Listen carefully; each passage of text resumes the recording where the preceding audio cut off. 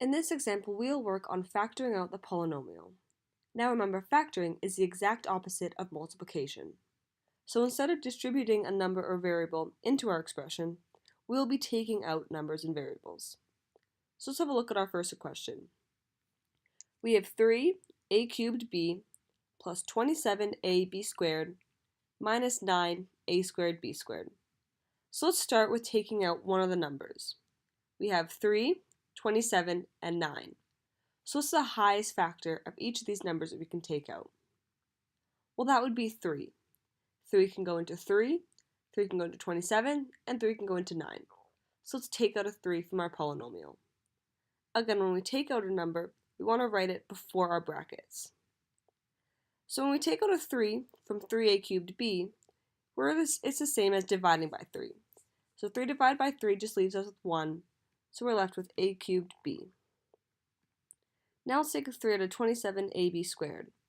Again, taking out a 3 is the same as dividing by 3. So 27 divided by 3 is 9, and then ab squared.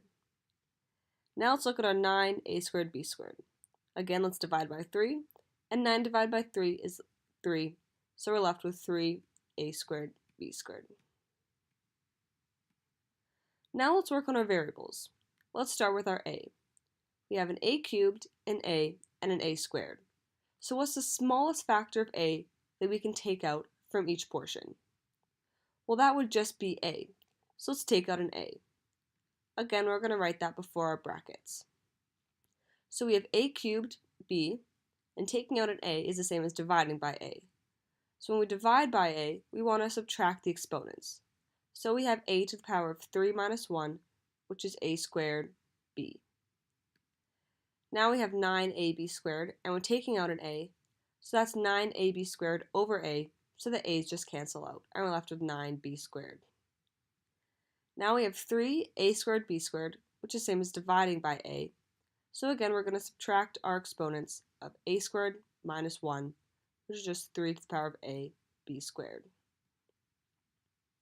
Now that we're done with our a's, let's look at our b's. We have b, b squared, and b squared again. So it's the smallest factor of b that we can take out. Well, that would just be b. So let's take out a b from each portion. We write it in front of our brackets, and then we have a squared b all divided by b, which we're just left with a squared, plus 9b squared all divided by b. Well, 2 minus 1 gives us 1, so we're just left with 9b. And 3ab squared all over b, again subtract our exponents of the b's, so 2 minus 1 is just 1, so we're left with 3ab. So 3ab outside our brackets of a squared plus 9b minus 3ab is our final answer. Now we can easily check this by doing multiplication. So we can distribute this 3ab to everything inside our brackets. So 3ab times a squared. Well, let's add our exponents of the a's. 1 plus 2 gives us 3, so we have 3a cubed b. 3ab times 9b, we have 3 times 9, which is 27, and then a, and then b times b, which is b squared. And now we have 3ab minus 3ab.